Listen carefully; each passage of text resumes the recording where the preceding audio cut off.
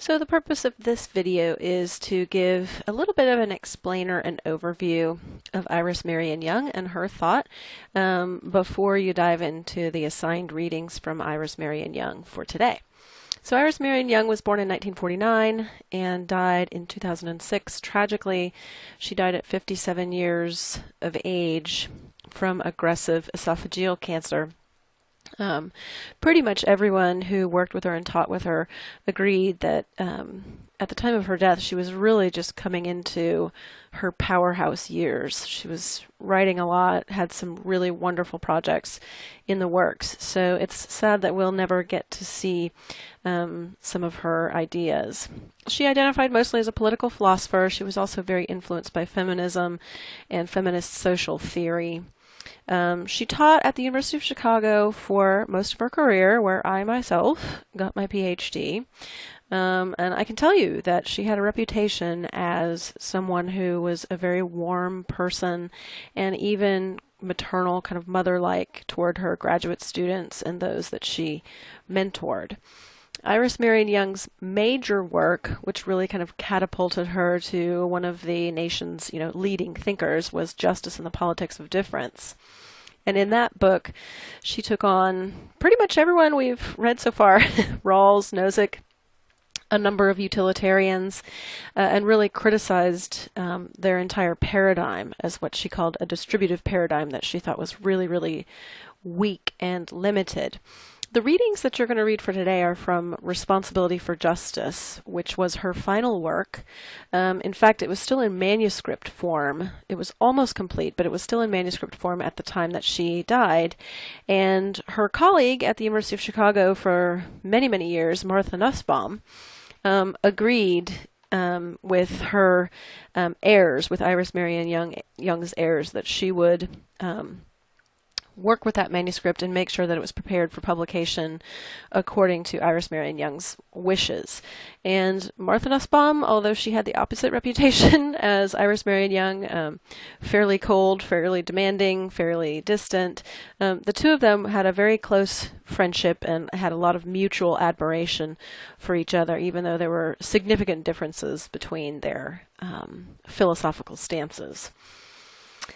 So I want to go over just a few key ideas from Justice and the Politics of Difference, since you won't be reading that work. And some of the ideas that Young outlines in that book are important for understanding what she says in Responsibility for Justice. So one key concept is domination. And when you think of domination, you tend to think of like a tyrant or like some sort of ruler, exercising total control over his subjects. Well, for Iris Marion Young, that's actually not the nature of domination, at least not as she's employing that concept. She defines domination as structural or systemic phenomena, not an individual person, not an individual oppressor or tyrant, but structural or systemic phenomena that prevent people from participating in determining their actions and in determining the conditions of their actions.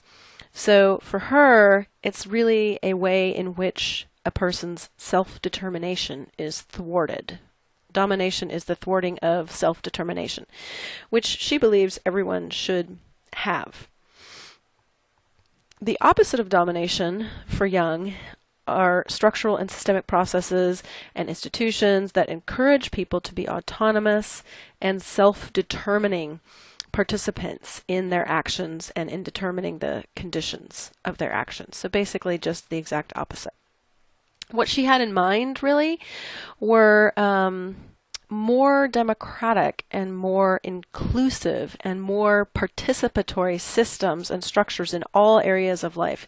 She really admired some European countries have basically workplace democracy. They have, even in privately owned corporations, they have workers' councils that have actual power and authority within the company. She really admired that as a form of democracy. She talked a lot about economic democracy. It's easy to think of what democracy means in politics, one person, one vote, but what would more economic democracy look like? And she even talked about democracy within the family. having more participatory systems, for example, for making decisions within families and for having more egalitarian roles within families. So those would be examples of sort of the opposite of domination, non-dominating processes and structures and institutions. The other key concept from Justice and the Politics of Difference is oppression. And again, the first thing you tend to think of when you think of oppression is basically someone holding you down, or someone, some force or some person basically restraining you or mistreating you. And again, the concept as she's using it is not well understood in that way. She does say that for everyone who's oppressed, there's not necessarily someone doing the oppressing, at least not someone you can identify. But it is the case for Young that when there's someone who's oppressed, there's someone else or some other group that's privileged. They may or may not be doing the oppressing, but they're privileged by that oppression. So her definition of oppression is structural and systemic processes and institutions which prohibit some people from developing and exercising their capacities and expressing their needs and thoughts and feelings for themselves. So it's really a thwarting of self-expression, which, like self-determination, she thinks is a right that everyone has. Now, the opposite of oppression for Iris Marion Young would be structural and systemic processes and institutions that enable all people to develop and exercise their capacities and express their experiences, their needs, their thoughts, and their feelings for themselves. And here she has in mind more liberating and more empowering systems and structures in all areas of social life. She particularly thought of cultural norms and behaviors and expectations around racial identity, around sexual orientation. So, for example, the cultural norm of heterocentrism, the idea that the normal way to be is straight and the deviant way to be is gay. She thought of that as oppressive. Certain kinds of divisions of labor, not just professional labor, but domestic labor. For example, when there's the expectation that women, even if they work, will also bear a disproportionate share of domestic labor in terms of, cleaning, cooking, child rearing. She thought of that as an example of oppression. And certain ways of making decisions, she thought, could be more liberating and empowering. So when you think of kind of the classic hierarchical or corporate decision-making model, she thought of that as an example of oppression.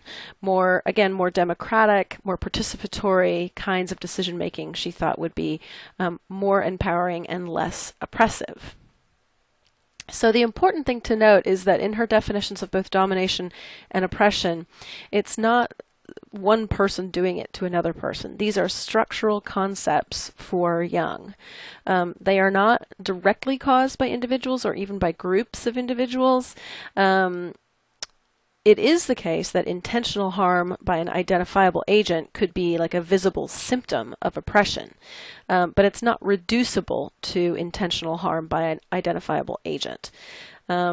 This is a quote from Justice and the Politics of Difference. The causes of oppression and domination are, quote, embedded in unquestioned norms, habits, and symbols in the assumptions underlying institutional rules and the collective consequences of following those rules. Oppressions are systematically reproduced in major economic, political, and cultural institutions. So domination and oppression, while they overlap, are distinct. Domination refers to restrictions, structural restrictions on self-determination, and oppression refers to structural restrictions on self-expression. Both self-determination and self-expression are rights of all people, according to Young. The other really famous thing that gets reprinted a lot and reproduced a lot is a chapter from Justice and the Politics of Difference called The 5 Faces of Oppression. And here she tries to get really specific about how oppression manifests itself in the real world. So she identifies 5 different kinds of oppression, and she calls them exploitation, marginalization, powerlessness, cultural imperialism, and violence. And exploitation is a kind of oppression where the benefits of your labor steadily and regularly benefit other people more than they benefit you. And so exploitation always has to do with labor. And you can think here of low-wage workers, where the benefits of their labor steadily benefit, let's say, corporate shareholders more than they benefit workers. Marginalization is really kind of equivalent to what the EU called social exclusion. By marginalization, she means anyone being excluded from useful participation in social life. And a group that she really had in mind here were the elderly. The sense that the elderly can be marginalized not through any sort of intentional laws or anything like that, but because they don't have any avenues for useful participation in social life. Powerlessness had really to do with autonomy. So the fact that some people take orders all the time and never get to give any orders. They don't have a lot of self-determination or autonomy or even opportunity to grow toward self-determination and autonomy. And here she had in mind not just workers in jobs where they're basically functionaries for other people, but also certain kinds of groups in society that are looked down upon and don't have a lot of power to sort of determine their own destinies. Cultural imperialism is a fourth kind of oppression, and this really has to do with stereotyping. And stereotyping, she thought, was really just one manifestation of cultural imperialism. It's anything that makes one group, a dominant group's or a majority group's, experience the norm and makes another group's experience deviant or other. So an example would be heterocentrism would be a form of cultural imperialism. Any kind of ethnocentrism would be a kind of cultural imperialism. Some people talk about white privilege as a form of cultural imperialism in the sphere of race.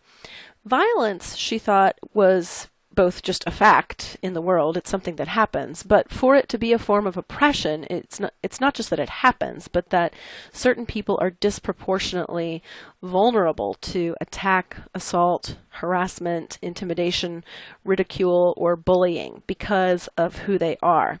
When that is true of violence, then violence is a form of oppression. Now, her major quibble with Rawls and Nozick and a lot of these things is that none of these problems, none of these forms of oppression can be fixed by simple redistribution or by doing away with redistribution. For her, it's a zero-sum game. What we need is massive cultural transformation and a critical look at all the background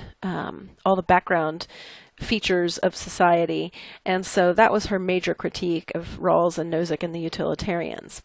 Now, for poverty, where she comes out on this in Justice and the Politics of Difference is that poverty isn't the only example of oppression, but if you really look at all 5 of these categories, you can say that poor people suffer from oppression in all 5 areas. So exploitation, which has to do with labor and the benefits of one's labor primarily benefiting others more than oneself, you can say that that's true of poor people. Marginalization, exclusion from useful participation in social life, insofar as a lot of poor people are unemployed or underemployed or marginally employed and non-standard work.